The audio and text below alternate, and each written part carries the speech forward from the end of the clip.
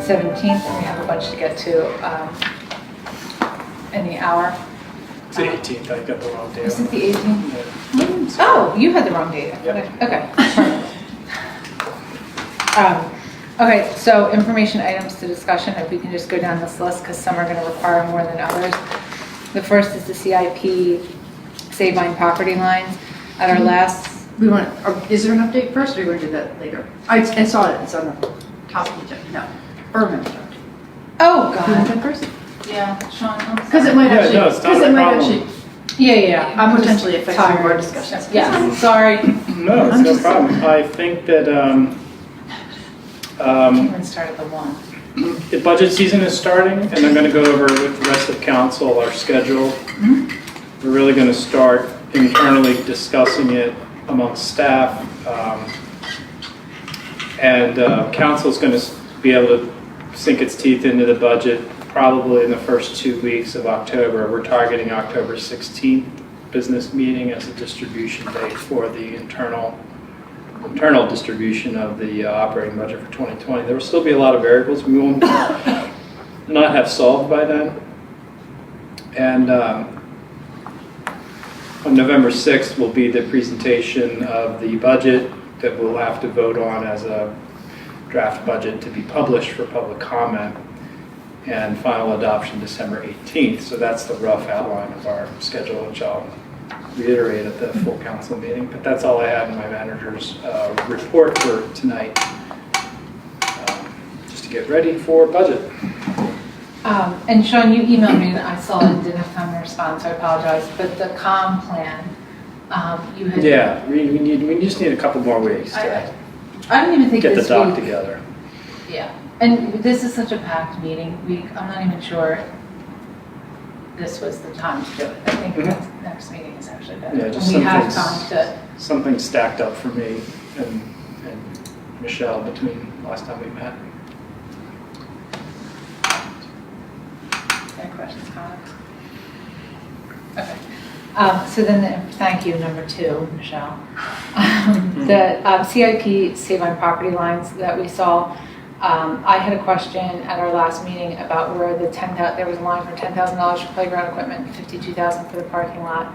I followed up with Sean the next day to ask who had requested that, and he did share an email from July 18th that Jim Nixon had sent requesting $10,000 for playground equipment and $52,000 for the parking lot. So I wanted to clarify for the answer to that and say personally, I do regret voting in support of that, not knowing where the request had come from.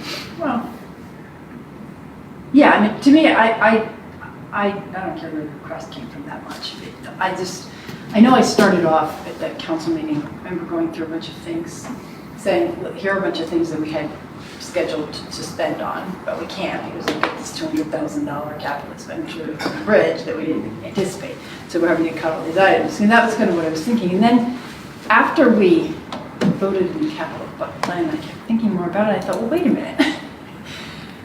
Okay, we've got all these items that I think are really more or less on the same level in terms of their level of importance, how they were flagged in terms of urgency by KCPS. I always want to say KPMG. I just can never get it right. KCPA. And like lighting in our parking lot here at Conway Avenue, or the CO monitors in this building. Things that are also, like important. I mean, they're, I think, of the same level. And I feel like we cut all of them, but we continued to fund the parking lot at Sabine without really discussing how to make that regrettable choice, because we can't do them all. We don't have the money to fund them all because we got clobbered with something we didn't expect.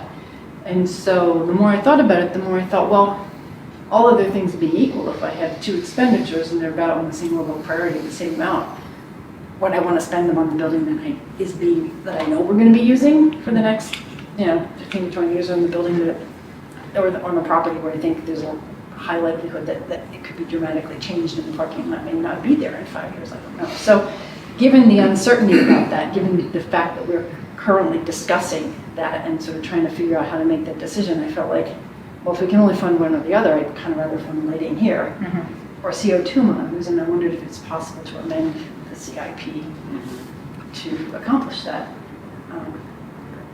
since we can't pay for all of them. That was my thoughts. And I say, where did the request come from? Not because it matters who, but rather what is the process for that? And it was a discussion that actually went in opposition to the conversation. And I think it's an important reminder that we go through committees. And again, mea culpa for the fact that I didn't sort of say, hey, we should cancel that meeting, we've got that capital, plan that we're talking about. Right. So maybe we should have had our committee. One thing we can learn as a committee that we need to go line by line through the CIP in August as a committee. I think that's really. And I do apologize. I canceled. Allie had her wisdom teeth out hours before. I was like, oh no, we've seen the budget. It's fine. I canceled. Yeah, So no, it's on all of us, on the three We of should us. have met. It was a mistake. We were all. It was a group decision. So what do we want to do about amending the lines of the CIP? Is that a discussion that we want to have as a committee? I would support it. Can we make a motion at this meeting? You mean at the FNA meeting or the meeting we're having at 7:30? At the business meeting. Can we make a motion, or do we need to? I mean, I don't know if we need to do it now. We could do it next month. I really process-wise, I thought it's not.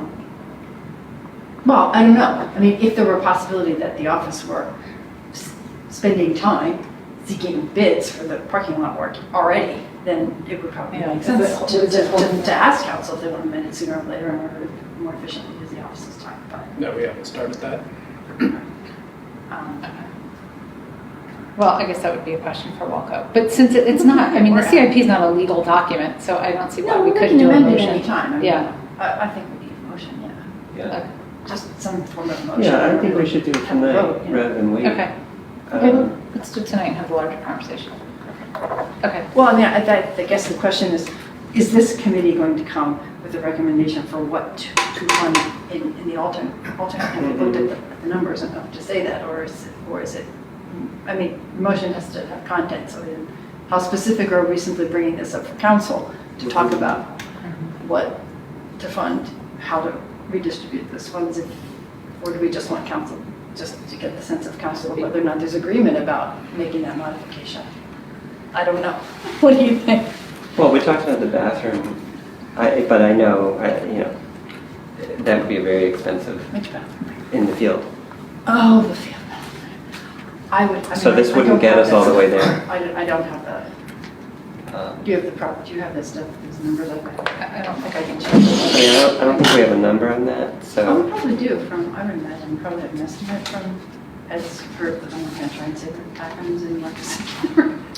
Well, we need to know. But we could redirect it to Narvik Park. Part or all. Or we could do upgraded lighting for Conway Avenue, which does serve the park because it's dark and it's something that Ed's group, KCBA, recommended. It's a safety issue. It's a parking lot. It's just. I'm almost inclined to make a motion that that money be redistributed.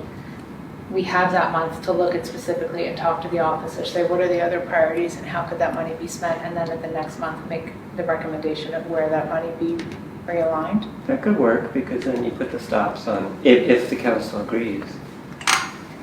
Well, right, we're giving them just a little bit more guidance about, Where the money should be. no, at least not that we're not burn time doing something if it's going to be.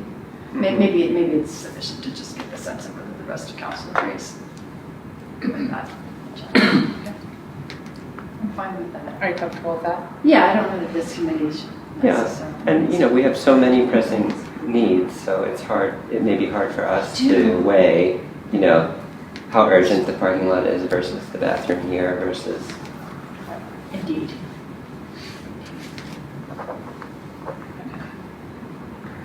Okay, Michelle, do you want to talk about the conflicts of interest policies? Oh, yeah, I just briefly did speak with John about that, and then he thinks that the appropriate vehicle would be in just generally amending whatever we call it. Our council has a manual and rules of procedure that has not been amended since 2011, and there are a number of items in there that are out of date. It's really due for amending. It's something we could do at our reorg meeting, and John thinks that some appropriate language that just set sort of an aspirational standard with some guidelines, they're not enforceable rules. Right. About some extended conflicts to be aware of and to avoid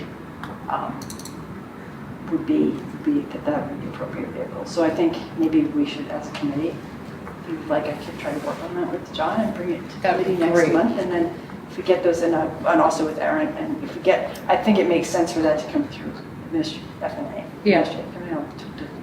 I agree. Aaron and Sean and John. Perfect. And maybe, have something, with the goal in mind to have something ready for January for the reorg. Perfect. I'm happy to shepherd that. That's great. So I used the language of the MOU, which we've been talking about and had hoped to kind of tackle this summer and did not get to. And John Walco stepped out, but MOU actually may not be the right term, but really what we're talking about is we have to have some sort of policy about the use and the scheduling of borough property and buildings. And that has such a long history and is so complex. Barbara Fortner tackled it, Michelle tackled it. You have a whole binder on it. So I think it's time for us to just really take a look at how borough property is managed and used and come up with clear understandings.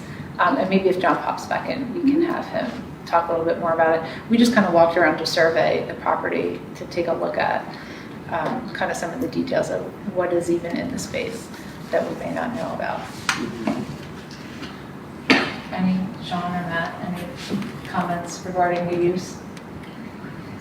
Yeah, I think it would be helpful as administrators to have a policy and procedure and permitting process in place for the use of public property, because we get asked all the time, me in particular, and I was talking on the phone with the mayor today about this issue, and this issue surfaced again. It surfaces all the time, and we don't have a process in place, so it's a very difficult position to put your civil service crew in. We don't know really how to do it, because without a policy, procedure, a way to do it, it starts to feel like you want something, just call up daddy for it. And daddy in this case is the borough manager, and I don't want that process to be a process at all. I don't have the authority to permit usage of public spaces unless it's granted to me in an ordinance to do so. And even then, I would want some kind of objective thing that we can operationalize and someone else can administer in our office and do it. And we can track it and learn from it, see who's using it, and run a program. Sure. John, hop in here if you have anything to add. I did say the MOU is probably not the correct language that I have written on the agenda. But John, to your point, it's equally as awkward as council people too. There's not a clear understanding of who gets to use the space. I want to rent a space for a family party. I have to pay. You rent the space, but you don't. And there's such misunderstanding that it's time that we just streamline this, so the public has an understanding of what's available to use. And what are the limits to that? So that's something, John, over the next few months that we'll work with on you. Yes. Yeah. Any comments, questions? And so that includes, just to clarify, Conway, 80 Windsor, the playground space, and the playground buildings. And as Sean pointed out, there's really almost with the parks, you have to even just go a little bit smaller to say the basketball courts, the hot dog house, the fields, the playground area. So those distinct uses of the park. So we'll come up with user agreements for all that space, borough property and space. Policies, right. Now municipalities actually on their forms list all of the spaces that are available to rent or to lease. Right now we have that in place for 100 Conway. And I guess this is a great time to ask you guys, is that working smoothly? Or are there tweaks that should be made to that, because rather than that should be known before we say, oh, let's extend that to other spaces?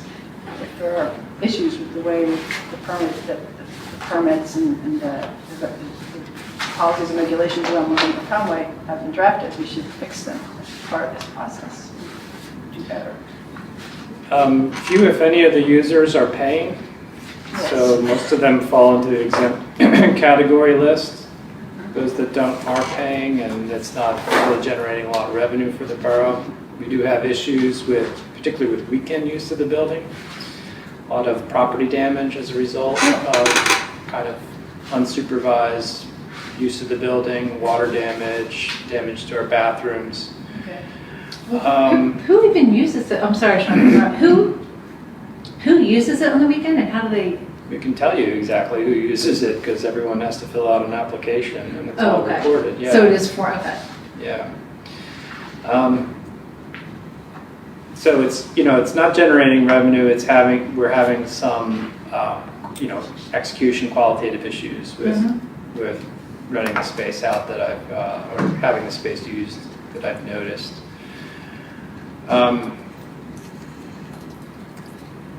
There's one more point I wanted to make, but my train of thought got derailed. Sorry. Come back to it, sure. Sorry. You know, 9:30 at night somewhere. Okay, so with respect to payment, if my memory serves me correctly, and it quite likely doesn't, because it often doesn't, but I think we had a fee schedule that was maybe not all that well calibrated initially, and then there was a meeting where there was some dispute about which group should be exempt. Or some, it was going on and on, and the discussion seemed like it wasn't very fruitful, so we kind of just said, like, just keep everybody exempt for now. Right. So maybe it's time to pick that back up again and see if we can do better. I remembered my 2 points. I think some of the uses too create liability and risk for the borough that I'm not comfortable with. We should not have people in the borough building drinking alcohol, even if they get insurance. That's my opinion, because as a borough manager, I look at other municipalities. It's just, you just don't see that. Could be related to the property damage? And it also gives me a little bit of agita to allow use of the space where there are adults who are in a supervisory role with minors and children who haven't gone through all of the state mandated background checks and so forth. I think that's a big risk exposure for the borough too. So sorry to be the party pooper, but that's my opinion. Okay. Do you think that those are, well, maybe the alcohol issue is easy to address by simply not permitting it? Yeah. The second issue, I guess this is also consistent where John could help us to understand if there are policies that could relieve us of a sense of responsibility for that. There's a way to say you need to, if that's the kind of event, you need to state, you need to give us the names of every individual that's supervising children, and and provide us with their state background checks so we have it on file. Yes, it would be through, practically speaking, you'd want all of these groups to have their own insurance. Yes. Second, you'd want to have them sign off on indemnifications, which would be part of the application process, even if it's on a recurring basis. And third, you'd provide an express policy that if your group requires certifications in any way, particularly supervising children, that those are all in place. And that by executing the application, you're making those representations. So they could just simply lie, but at least if we are then sued, we, one, say we'll go after their insurance first, two, we're indemnified, and three, we tried to do our due diligence to make sure this didn't happen. To your alcohol point, when you say the borough building, do you mean east and west wing of Windsor, to all borough property, or just this particular building? This building, yeah. Okay. Yeah. So in other words, if I wanted to rent the west wing of 80 Windsor for my daughter's graduation party, I could do that hypothetically. I could do that. I could have a rider of my homeowner's insurance. I would give it to you and say, I'd like to rent the space from the borough. Matt and Michelle said, yeah, give me a copy of the insurance, and then you sign off and give me the fee. That's... And you've got a cooler full of beer there? I'm not comfortable with that either. Okay, so no alcohol. Okay. I mean, Graduation from college, right? Right, college, that was implied. Okay, we can set that policy. I mean, I don't think Sean's trying to say, you can't have alcohol. Sean's trying to say, he's makes not me comfortable. comfortable. And I think that it's important to take that seriously and think, okay, if we think that this is a community that just is going to insist that a lot of these events, what additional Yeah. security could we require? Sure. And assurance? Would that help You know, create a better situation?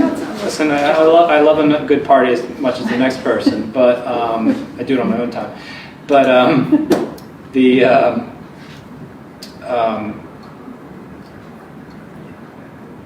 you know, sorry, I lost my train of thought again. I'll just You know be what? quiet You until need- I'm going to write it You down. need one I of need a those honey teleprompter. coffee pecans is what it is. Yeah. Because look, that's sharp as a tack right now. I'm on. Yeah. I'm ready to grind it up and I don't know. get you It talking. does that on its own. Okay, all right, well, hop in when you think about it.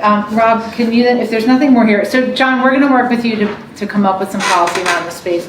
We could talk about the alcohol. Yeah, these are policies that you want to have whether or not it's just a single use or a recurring use. I think it's more of an administrative issue as to how you're going to set up that recurring use. Sure. So we've learned some lessons from the way we set up 100 Conway. So in terms of extending these policies to other buildings, these are Right. issues that we should probably, Right. Lessons we should beef up the 100 Conway policies as well, or change them. It's not my personal feelings that are coming out in this conversation. It's a result of conversations we're having with our general liability insurance provider I'm with you. in the context of risk management. That's all. And your I'm understanding with of what you. other, and your understanding of what other municipalities do. Absolutely. So I get it. I totally get it. Yep. Rob, can you update us on, that's a horrible acronym, by the way. ICLEI. ICLEI? Yeah, I see. well, this is the pilot project that the EAC recommended, and this is a free project through the Department of Environmental Protection through the state. So we have been assigned an intern and from Temple. And so he has started to do these online webinars to learn this new software called ClearPath. That's awesome. Yeah, and then Rob Schlake from the EAC is working with Nick and also doing these webinars to learn the software. And so the one thing I wanted to, so that just kind of got going over the last couple of weeks. And the idea is that in the fall, they will complete a carbon emissions inventory. And then in the spring, we would work toward a climate action plan. So it's a year-long project. But I just wanted to check in and see if there's any way that council can support the office in doing that. You know, basically ask Sean if it's early in this, but if there's anything I can do or we can do to make it easier, because it's a little bit of it takes some coordination because we have a volunteer from the EAC, we have an intern, and then we have our borough staff, and so just trying to divvy up the work in a way that's you know, fair to the staff, and Rob Schlake has said to me he's a little unsure of can he direct the intern to do certain tasks, or should it only be the borough staff? You know, so there were a couple of questions like that were coming up, just kind of in the work process. So I just wanted to check in and see how we can support you in doing it. I don't know yet, because like you said, it just launched, and Nick and I have been playing phone tag for about 8 days now. I did do the introductory webinar as well, and I want to figure out what the routine is going to be with him doing work, whether he will be here in person, what resources he needs. It's going to have to mostly be an independent project that he's going to undertake. And in terms of directing the intern, I'd like to have a pretty big hand in that, mostly because I was contacted by his professor and I'm the one filling out his evaluation, so Right. I figure I better have I better know what he's up to and how the project is going and keep it on task. So it's been a lot to think about for me in the amount of time since I've had to absorb it. I need more time. I need to connect with Nick, and I need to figure out what the fall routine is going to be. We're already on the 18th of September already, so hopefully by the end of this week our wires will connect and we'll know more. But I appreciate the offer. I don't know what the ask will be at this point. Yeah. But I'll keep that in mind.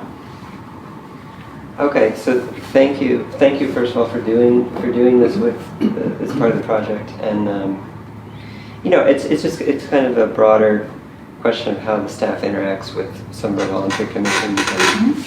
And, in this case, we have someone, Rob Flake, who is willing to put in a lot of time, but Sean should be able to kind of direct the workflow, so I just want to make it work for everybody. Yeah, because the product is going to live with the borough after the intern moves on and does wonderful things in his career. And we want to be able to track and understand the information and trends and bake it into our decision making. That's the goal here. Right. So the next time that we come around to capital planning conversations in our cycle, that we're considering the environmental impacts of our choices along with all the other factors. Okay, well, thank you. So I'm kind of a liaison maybe between EAC and the office a bit, to the extent that you need me, just feel free to reach out. Yeah, it's the first I heard that Rob was in the weeds, I guess, on the learning the details and attending the webinar. So that kind of coordinating and information, knowing who the players are, what's going on, will be helpful. And I'll learn more about all that when I connect with Nick. Okay, good. Okay. The next, council received an email from Greg Paninos in probably June, asking us to adopt a resolution, a Medicare for All resolution.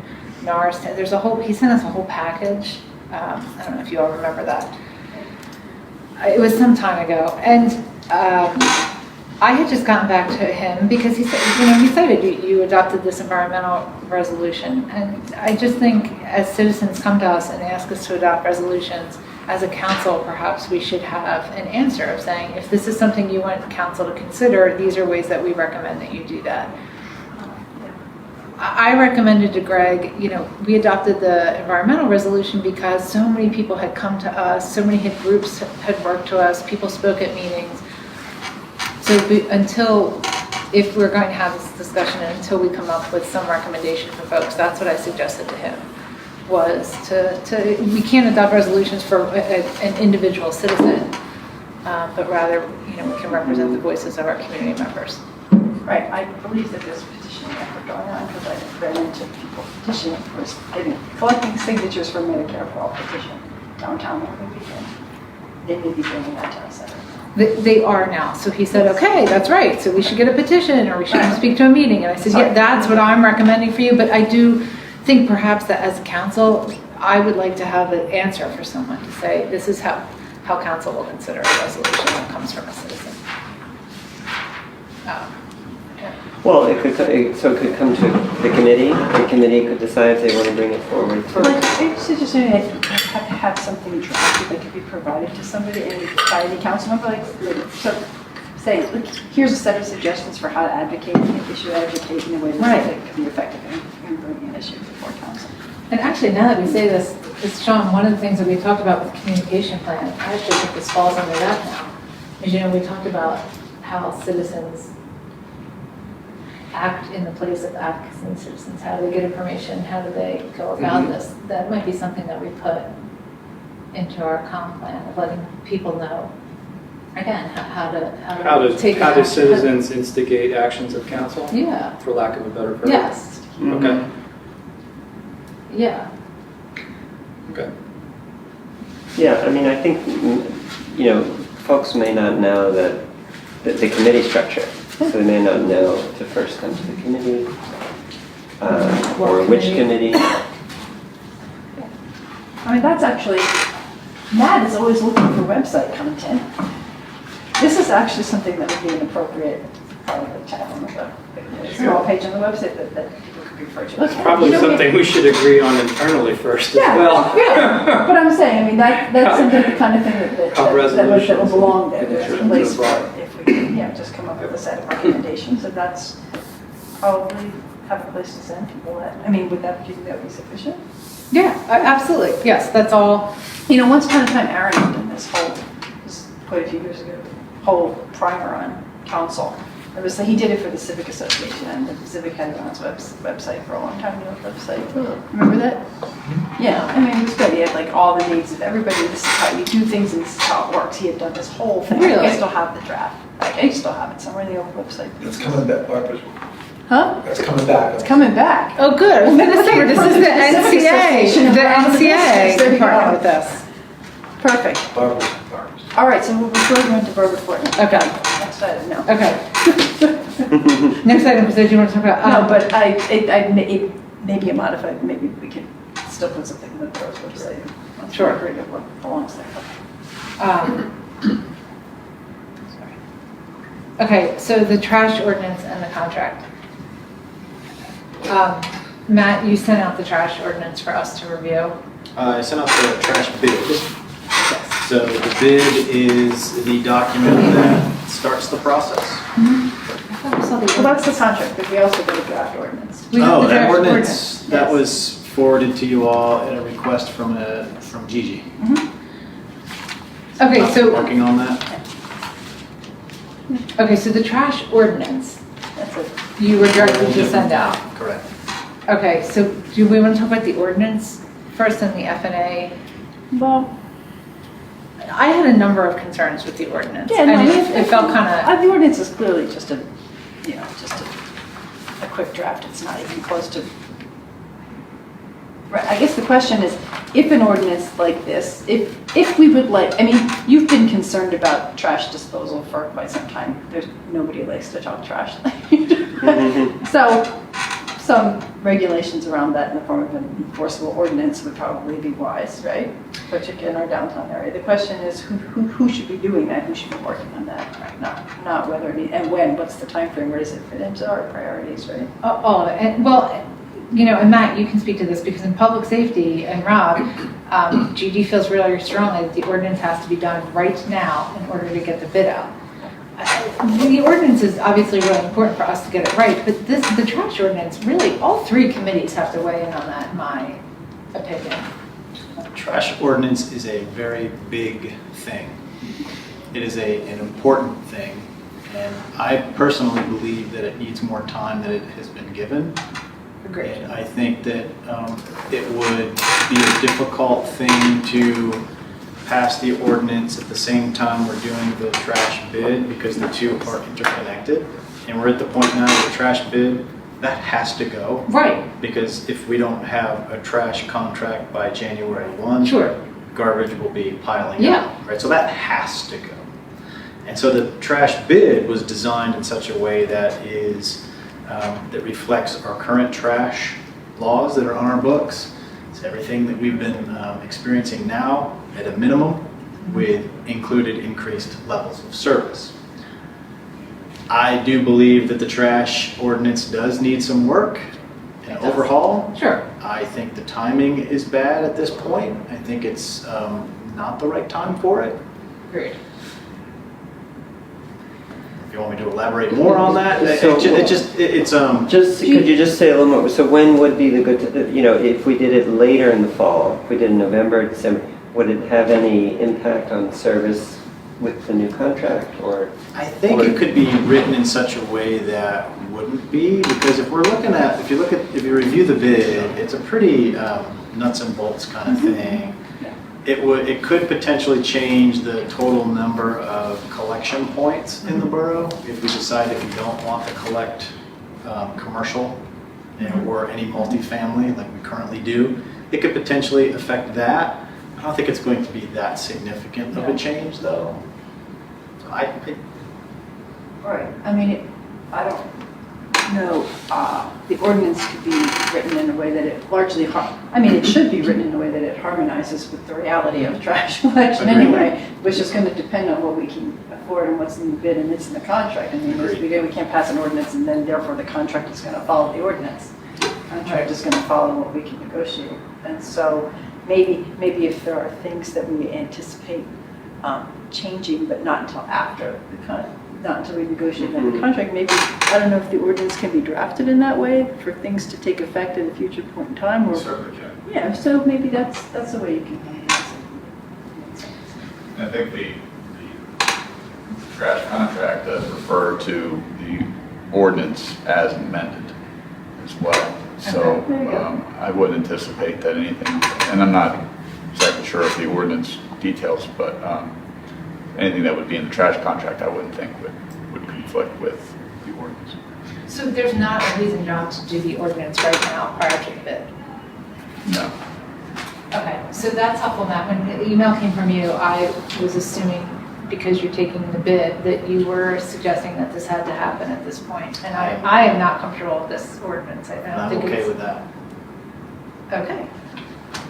Well, and is that the I was recommendation? just forwarding something that I had been asked before. Okay, I didn't understand that, but I this should is have helpful. elaborated more. We can talk about that. Okay.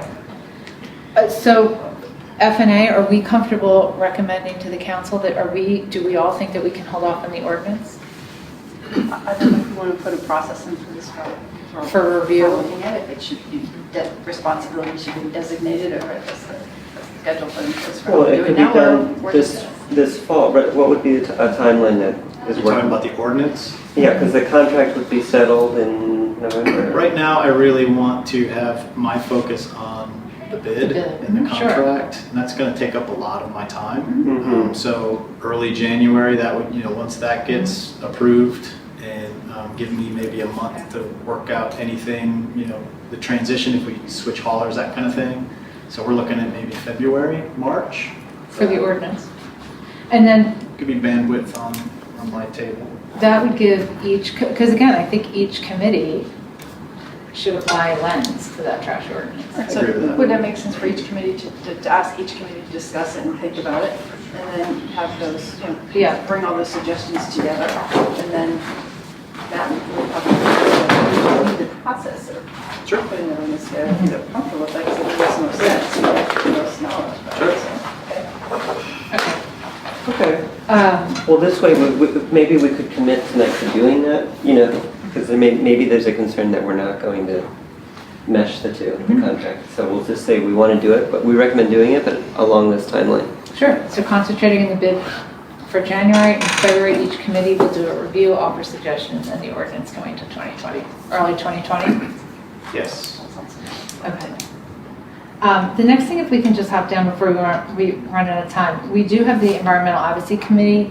Last month, we deferred, we did not vote on that. Oh, yeah. Because, Yeah, I wanted to ask you about that. They had made a recommendation that they have one open seat. Right. And they would very much like to have someone who's ready to do public outreach Mhm. and a lot of the education work. And so the question for this committee is, we have an applicant who we could appoint, or is there some way, and we have this recommendation from the EAC that this person, whoever it is, should do Be outreach public work. Is there any way for us to get more information from the applicant, or because in other words, I don't have a way of knowing if the applicant, based on the material that they sent, sure. is actually interested in doing the public outreach work. Can we have the EAC interview appointments? So I was wondering about that. Yeah. John, can we have or Sean, whoever is going to, can we have the EAC interview appointments and then they make a recommendation to us? Absolutely. Oh, okay. Okay. I mean, it ultimately has to be your decision. Right. Now that would have to be an open interview for them. Of course. That's fine. Okay, well that's a good solution. Because they only have that one seat and they're already, they've divvied up the work. It's a lot of work they've Okay. taken on, so. Open position. So we could delay this appointment then. Okay. The next question I had was about the council appointment that we're going to make tonight. With just a procedural, we had an advertised deadline for September 11th, correct? For the council appointment? It was something that went out in the email, yes. Okay. Well, just because we had an applicant come in after the posted deadline, I think if we posted a deadline, we advertised the deadline, that we have to stick to that. I don't know if anybody cares enough. I just want to be clear, council didn't impose the deadline at the meeting. It was just something that we put out in our email from the office to say, hey, send it in by whatever the date was, knowing that we wanted info a week before the meeting. Okay. I feel like it's a valid question to say that, no, I don't know, but I mean, it's a valid, I mean, it makes me wonder how interested the person is, perhaps to some degree, but I mean, I still see no harm in interviewing them. Okay, so if it was just an arbitrary deadline for me and that council set, then that's good. Okay. The UCC Board of Appeals? May I comment on that? Sure.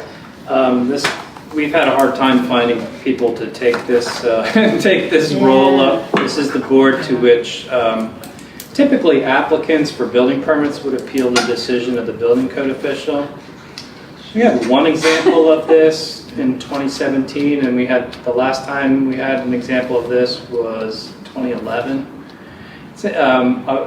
One example was a building permit got denied because the height from floor to ceiling wasn't quite up to code, but it was still high enough. They appealed the decision.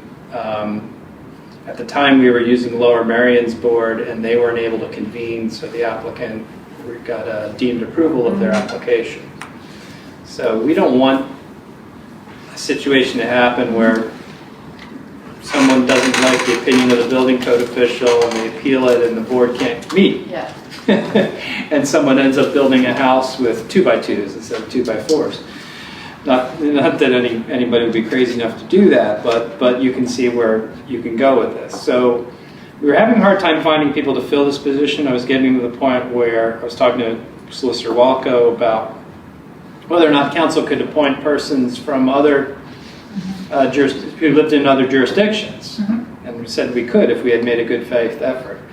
At that moment, I kind of leaned on a few people, and there are 3 people who will step forward to fill the UCC Boards of Appeals. However, I have to talk with John between the meetings. I think we need additional action by council till we can appoint these 3 members to the board. But the good news is we have 3 very highly qualified people who can sit on that board now for us, should a case be brought. And 2 of the 3 people asked that it be a shorter time appointment and that we keep the ad out and that someone else fill their spot.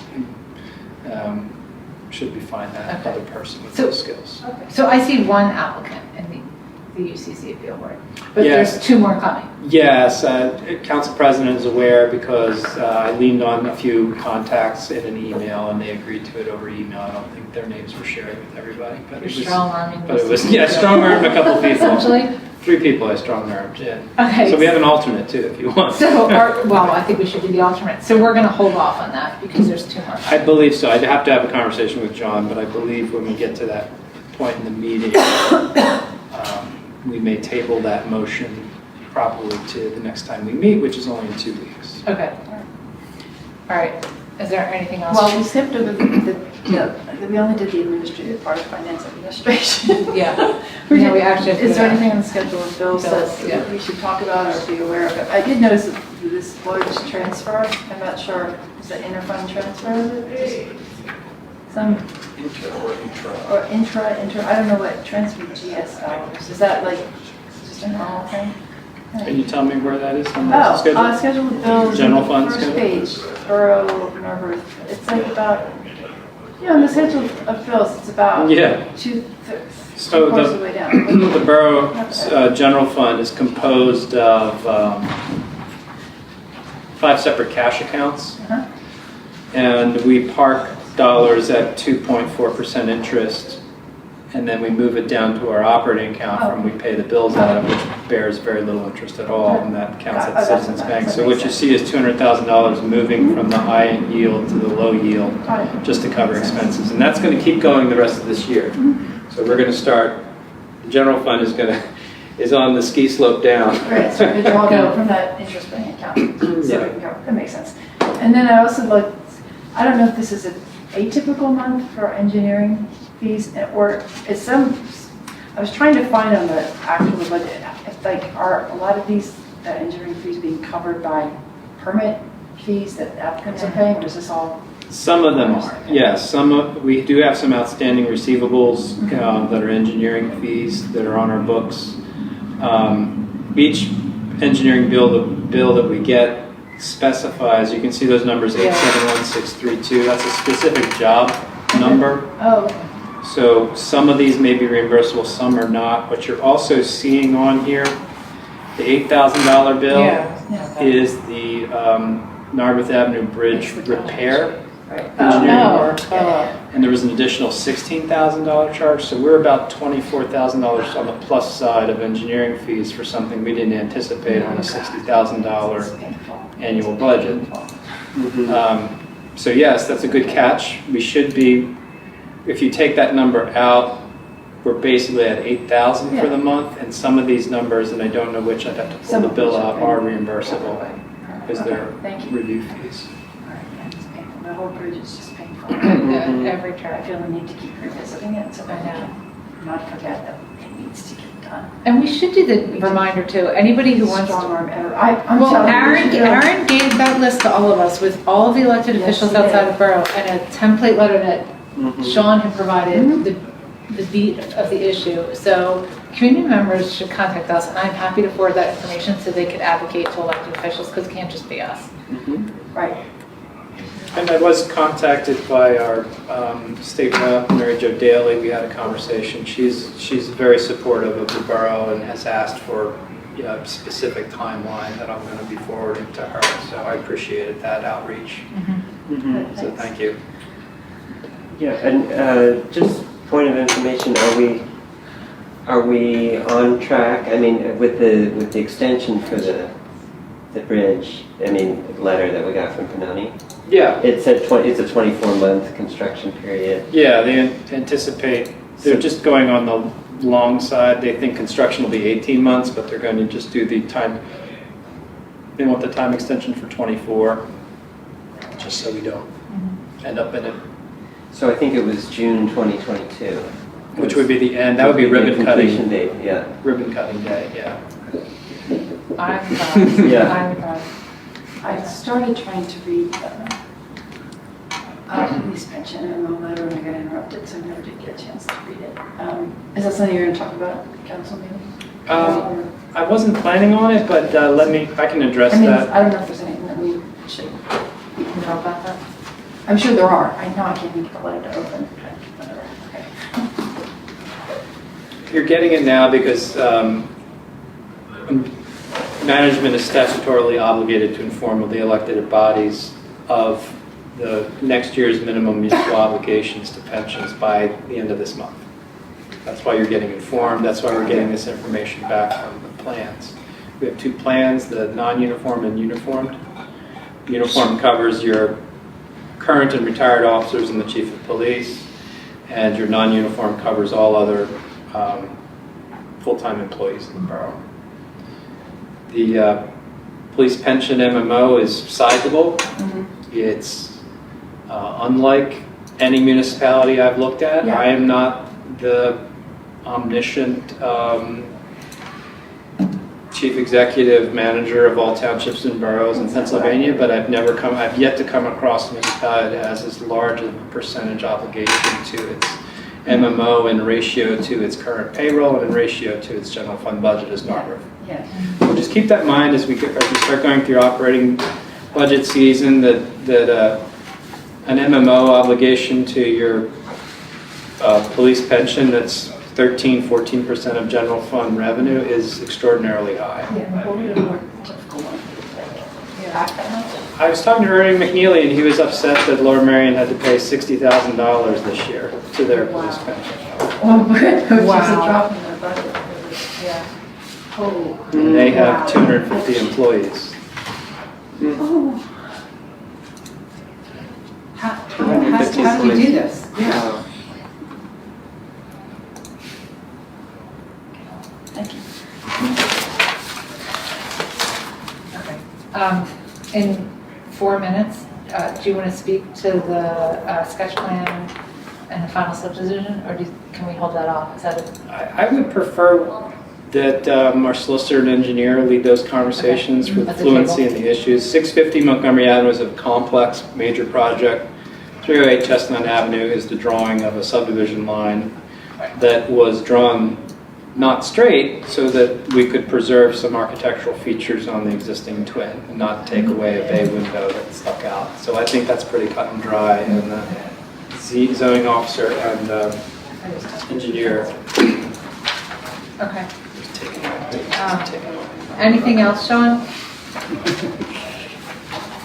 No. Anything for us? No, Any thank you public for asking. comment? Okay, can we adjourn now a couple minutes? Perfect.